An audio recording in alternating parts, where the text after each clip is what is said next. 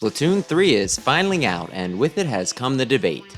Did we need a new game, or could this have been either a patch or even a DLC? I played the demo and now the full release a decent bit since Friday, and while the game is a definite improvement, the best in the series, that doesn't really go far enough to answer the question. So, why don't we go over what's changed and make a judgment based on that? First things first, nothing carries over from the demo, but hey, it was free, gave us a taste to judge whether we wanted to pick up the full game, so can't really complain about that. Because of this though, you need to hit the character creator again, as well as set your nickname and redo the tutorial, which doesn't set you back too much time, it's just slightly annoying.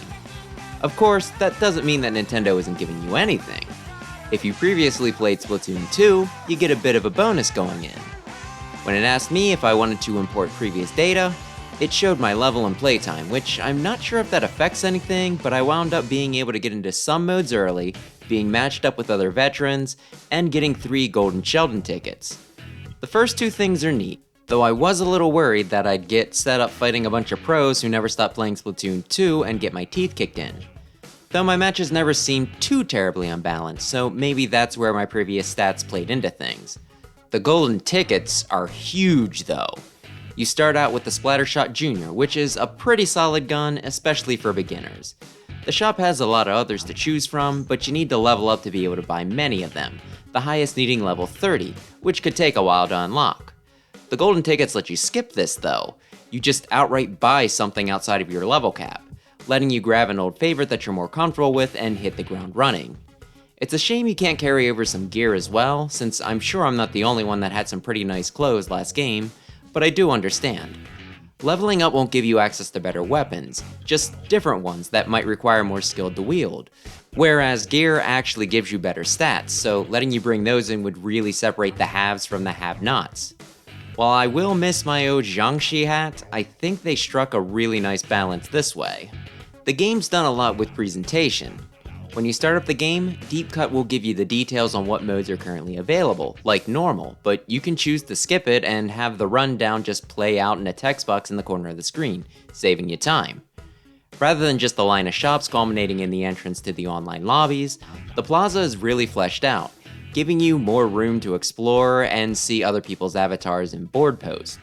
You could get lost in the city if not for the menu that lets you quick travel.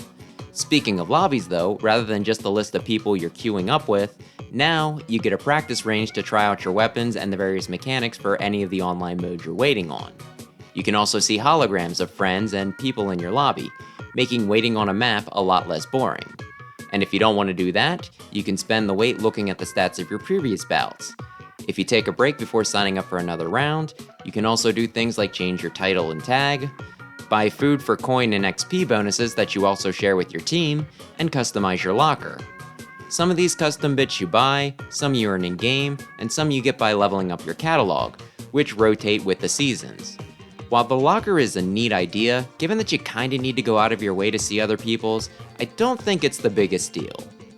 Then again, I could easily be wrong and it could be the new town/house tour. The same people that make Splatoon make Animal Crossing after all. Turf Wars are pretty much the same. You get 3 minutes to ink more surface area than your opponents. When you spawn in though, you just float outside the battlefield and shoot yourself into the stage around your base. This is a bit more fun to watch, and at the start of a match, it also gives you some insight into what sort of path your teammates might take, which allows for a bit of silent coordination. There's a few visual differences. The UI, that the game will tell you if one team gets wiped, and the victory animations are a lot more energetic and enthusiastic. Most of the stages seem to be recycled and rotation works the same. I talked at length about the Splatfest in the previous video, but to go over the gist of it, I think that the 3-side thing is interesting. It makes it harder to find the meta pick since, while all the best players can still go to the least popular team, since they'll have fewer members, they'll have fewer matches and fewer chances to earn points. For Tricolor, I was on Team Scissors and, like most on that side, I hated it and felt like we were being punished for doing well, but I have been told some new strats since then, so it might not be as bad as I first thought. While I can't say I'm excited to give it another try, I'm at least interested to see what people come up with and how the meta evolves. Anarchy battles are the same as ranked. although scoring seems to work a bit differently. You wager points and try to win 5 battles, though 3 losses will kick you out. You still might get some of your points back though if you performed well enough, and at rank B, while I never won a full set, I still wound up getting back slightly more than I wagered, which did make it feel like the game was going easy on me. As for the actual match types, I haven't seen anything new here. Maybe I've just been on at the wrong times, but chances are they're saving new stuff for future patches, though I suppose the mode staying static is another possibility. Hope not though. Salmon Run is mostly the same. I feel like I'm repeating myself here. You still form a work crew, splat salmonids for salmon eggs, and ball salmonids for golden eggs that you toss into a basket. You have a quota to meet, and there is a rotation of weapons that you cycle throughout the 3 waves. Of course, while the basics are the same, this mode is the one that seems punched up the most. First, you can actually throw the golden eggs, meaning that as long as you have a good vantage point and your aim is true, you don't have to walk them back. There are a few caveats though, like needing ink to make a toss from what I can tell around how much you need for a sub-weapon, and I've seen some people pitch them right next to the basket and leave them, thinking they made it in, so you do have to be careful. Overall, it's pretty cool. If you leave a golden egg too long, blue-haired salmonids will come to reclaim it, but now they fly in. This lets them reach the eggs faster, but it also makes them much more obvious, so there's a neat little trade-off to it. When you're close to a team wipe, the game will flash some text telling you that you're down to 1 player. It's good information to have, if not a little stressful. All the old special events seem to be back, right from the get-go. From the high tide, to low tide, to mist, to geysers, to mothership, to name a few. But there's also a few new ones. There's one where a net of golden eggs drop a good distance from the basket, making you use teamwork to make a chain to quickly throw them the whole distance while still defending your flank. There's another nighttime event with an enemy called Mudmouths, which spawn in regular enemies that you take out by chucking bombs into its open mouth for a pretty nice drop rate.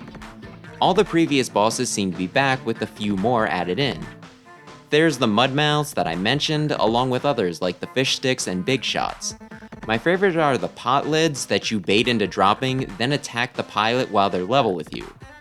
Or as I like to do, jump onto the lid and just continually shoot them in the face while it tries to escape. The new bosses all feel pretty easy to deal with, but then again, I'm not as high ranked as I was in 2, so I could end up eating those words. Then there's a special event where a massive salmonid called the Chokazuna appears, starting a 4th wave. You have so long to take it down, and while your weapons do chip damage to it, that's not the most effective. Instead, you want to take down the ball salmonids that come to back it up, and pitch the golden eggs they drop into it. I kinda forgot about this and was pretty hyped the first time this spawned in. It is a little tricky, and I've only managed to clear it with the team once, and I didn't even get to see the conclusion due to reasons we'll discuss later. Besides that, there's also a special event where Salmon Run will take place closer to the city, which hasn't happened yet, but it's something else to look forward to. As for new weapons, you have the Tri-Stringer and the Splatana.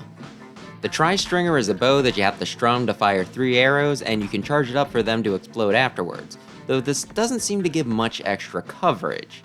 The thing either sucks or I just don't know how to use it, but it's probably not something I'm going to bust out too often regardless. The Splatana, on the other hand, I kinda like. It's basically a sword, as the name would suggest, that you swing to attack with, kinda like the ink brush. You can also charge it to fire out a wave of ink that covers the floor as it travels. There's a version of this that I kinda like, but I need to be level 15 to buy. I do have 1 golden ticket remaining, but 15 just seems obtainable enough that I'm going to wait and save it for something closer to 30. Or never use it, because I'm one of those gamers. For subs, there's a vacuum that sucks up incoming enemy ink, and then fires it back in an explosive shot, which is cool. There's also a ricochet shot that seems neat, in theory, but I haven't seen it used or used it myself in the heat of the moment. As for specials, there's a bunch of new ones, with a few of the better ones from 2 returning.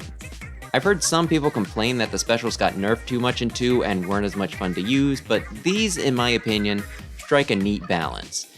None feeling too powerful, but most still feeling strong and impactful enough to make them worth using. There's a few that do seem better than others in certain modes though, like the shield or triple link strike in tower control. For movement option, there's a shield, dodge, jump thing that you use by quickly leaping out of ink at a sharp angle while swimming to give yourself some defense. There's another that you charge to jump while in a vertical pack of ink to leap over the top of a wall. But while I use this plenty in single player, I have not used it once in a match. Maybe with more practice I'll get the hang of both, but at the moment, it seems like they both require more thought than they're worth just in the moment, at least for me. There's a card game version of Turf War you can play. It's grid-based, and while you get a starter deck, you can earn card packs to make your own. It's not horrible, but I wouldn't call this the highlight of the game. I only played one round and it was against an NPC, so I'm not even sure if it's online. It didn't hold my interest long enough to find out. While you can quick travel to most things, this I needed to search around for, almost like the game was embarrassed by it and wanted to hide it. While it's the sort of thing I might play to kill some time, when all the other modes are just right there, I can't see many reasons why I'd play this other than to unlock stuff in-game. Kind of interested to see if some people do latch onto it though. Now for the game's main caveat. I regret to inform you that this runs on Nintendo Switch Online. From what the internet tells me, the game doesn't have servers, but instead uses peer-to-peer, meaning that to play, you need to connect 8 different consoles, 4 in Salmon Run. This runs largely like crap. During the demo, things seemed to run mostly fine, and my problems were minimal. I had a lot of disconnects on Friday, though mostly at the end of a match when the results were being tabulated. From what I'm told, you still get the experience and rewards, it just doesn't show you. This was how I lost the sight of my big Salmon Run victory. On Saturday, I stayed in most of my games, sometimes disconnecting in the lobby, which was a minor annoyance. In matches though, it was still kinda funky. Sometimes I would die and not know why. Sometimes I would shoot an enemy and it would seem to do nothing. Sometimes I would shoot an opponent, they would walk several steps, and then explode. And other times, I would swear that I would lose an exchange only to see the other guy go down. The ping is strong in this one, and even when it works in your favor, it's still pretty annoying. Maybe these are first week growing pains and things will stabilize as they go on, but without any dedicated servers, I can't see this ever going away entirely. Fortunately, when someone drops early in a match, rather than screwing over the short team, the round stops and only the offending player gets penalized, but this doesn't solve the base issue. Part of it could be the regional divisions. This might only affect Splatfest, which take place during specific times and thus specific time zones, so maybe the narrower set of players is why I had less issues during the demo. Of course, if they affect regular matches too, this could also explain some of the issues. There are 4 different regional sets. There's Japan, Hong Kong and South Korea, Europe, and then the Americas, Australia, and New Zealand. One of these seems a lot further spread than the other, doesn't it? Whereas one is just a small set of islands. The game was made in Japan, so I can't fault the favoritism, but I think that Australia and New Zealand could have at least gotten their own region. Maybe North and South America too.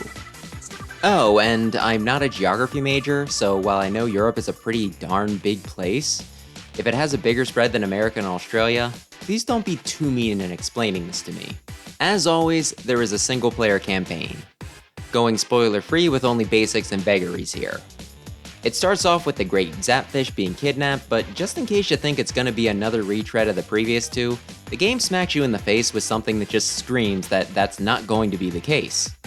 In the overworld, you find kettles you can jump into to play levels. You can also search around for treasure by spraying the ground with ink. Be careful though, because if you just splash a goodie spot rather than shoot it directly, it won't reveal itself, making some easy to miss. Luckily, you have Little Buddy, a tiny salmonid that will sometimes run off and point out where treasure is, though sometimes he does and sometimes he just ignores it and I have no clue why. There's also a lot of fuzzy goop lying around that you don't want to touch, but if you feed your little buddy some salmon eggs, which you're constantly collecting, he can swallow these patches up, though some spots require more eggs than others.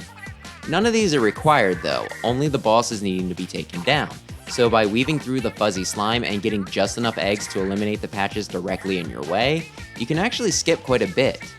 You don't really need to grind and should find most of the eggs you need by playing normally. There's a skill tree that requires 2 currencies. One, Sardinium, you find in the overworld and you use to unlock branches of said tree.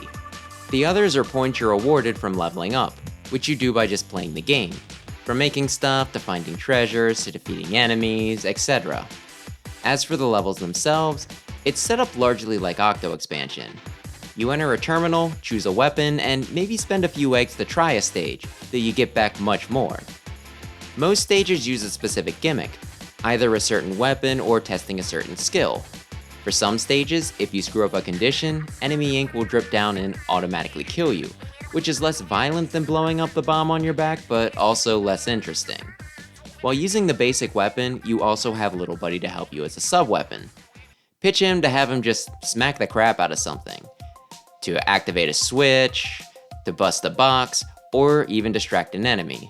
While sometimes the hitboxes on the pitch can be a little wonky, it can trivialize some encounters, like causing a shielded enemy you normally have to outmaneuver to instead flail about and just let you hit them from the side. The whole thing took me around 4.5 hours to beat. I completely cleared everything in the first area, then after that I tried getting through everything as fast as I could, doing the bare minimum. This was partly so I could clear it without extending the risk of spoilers, partly because I was streaming it and didn't want anyone to have to watch me get stuck on a stage, and largely to see how much I could cheese things. I love the cheese. Afterwards, I went back and tried to clear everything, and in true Octo fashion, I've done everything except the unreasonable hard challenge you get for doing everything else. I imagine over 90% of people will never finish it, and chances are I will remain in their ranks. The whole campaign feels somewhere between the ones we've gotten in the past and what Octo Expansion gave us. It does a good job of teaching you how to use certain weapons that you might not otherwise try. For challenge, it doesn't reach the heights of the Octo Expansion due to it likely being an intro to the game for many players, rather than something veterans opt in for. While this does create more interesting scenarios than the typical single fare, the experience does suffer some. The quality varies wildly, some stages being fun, some tedious, and some just being kind of irritating. Whereas the harder levels in Octo always felt well crafted and fair, having me itchy to give it another go, most of the ones here that tripped me up just felt annoying and more slapped together, either based around a concept that they didn't have fully fleshed out, or something they had already done, just much better in Octo Expansion. There is some good lore here. Some you glean from the story, but for the nitty-gritty, you have to put in some real work. Whenever you enter a new area, you get a log entry. At first, it's largely corrupted, but as you clear more of the area, more becomes intelligible. This might be the most comprehensive lore dump so far, making it very worth your time to decipher them. Unfortunately, the last page is locked behind that one pain in the butt challenge I mentioned, but hey, we live in the age of forums and YouTube. You can probably find a place to read it, even if you don't have the skills to pay the bills. It's what I did. As for the actual story, it's alright. It's another thing that the Octo Expansion has kinda ruined for me. Compared to the past 2 games, it's leaps and bounds better, but next to the DLC, it pales in comparison. I'm basing this largely on the finale. If I were to lay out both for you, in basic terms, I think most people would find Splatoon 3's to sound more exciting, but in execution, Octo's just has so much more style. Part of it's just a few annoying mechanics involved in the fight, but more than that it's the presentation. While both modes drop you breadcrumbs that you can use to piece things together, I think Octo just has better build-up. With that one, I felt much more included in the story, whereas here, it feels slightly more like something I was there for. Sure, I still did most of the work, but anyone could have done it, whereas the Undersea Metro felt like my story. And then there's the music. Both cap off with an idle song, no surprise there, but in Octo Expansion, after each level clear, they gave you a snippet of a track, and then once you got to the finale, all of a sudden you get the full Fly Octo Fly, which then combos into a new variation of Off the Hook's signature song, Ebb and Flow. With that alone, I think it made it the most hype I've ever been in a final boss fight. Overall, the single player campaign is loads better than the previous 2, it just doesn't live up to the gold standard Octo Expansion set. If that DLC had never happened, I'd be over the moon with what we got this time, but as it stands, I had a pretty good time but still find myself somehow disappointed. Oh well, apparently some DLC is coming, so maybe then. To circle back to our initial query, did we need a Splatoon 3? To put it simply, no. While there are a ton of improvements to the game and this is easily the best in the series, I don't think it does quite enough. It continues to suffer from the 0.5 problem. When Splatoon 2 came out, it didn't feel like a sequel so much as an expanded port. It largely looked and played the same, with Salmon Run being the big new thing, which many felt wasn't quite enough to justify a whole new title. Of course, I feel that the sequel still did need to come out.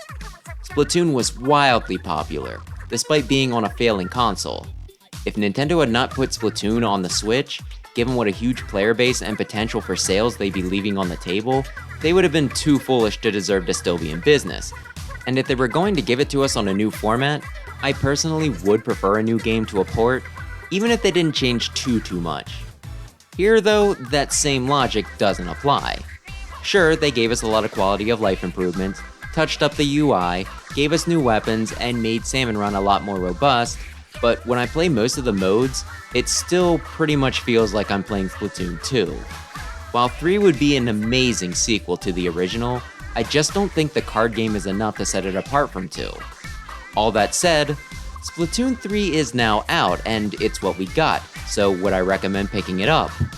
If you don't have Splatoon 2, then yes, absolutely. The series is a lot of fun, and if you're looking to get into it or haven't played since the Wii U, this is worth the cost of admission. If you still have a copy of 2 though, then I need to ask, how much did you play that one? If you were only into it for a few weeks, maybe a month before either getting bored or migrating into something else, this game doesn't do enough to change the way that you're gonna view it, and you'll probably drop it even faster this time. If you are the type that's really into Splatoon though, that's a different story. While this entry really does feel more like a 2.5 as opposed to a sequel, you'll likely get a lot more out of that 0.5 than the average player. Plus, a lot of the player base will be migrating over, giving you a wider pool of people to queue with. And given that Nintendo pledged to support the game for 2 years with updates, if you're the type to stick around, you'll have a lot to look forward to. If you're still on the fence, why don't I put a number to it? If you're likely to put, let's say, 50 hours of Splatoon in a year, the improvements are likely worth it. While I'm partially pulling that out of my bum, I'm also slightly using myself as a base. 2 came out about 5 years ago, and I played that about 260 hours, and I think I'll get my money's worth out of 3. If your interest is more casual though, I'd recommend just keeping 2 and occasionally booting that up when you get the itch.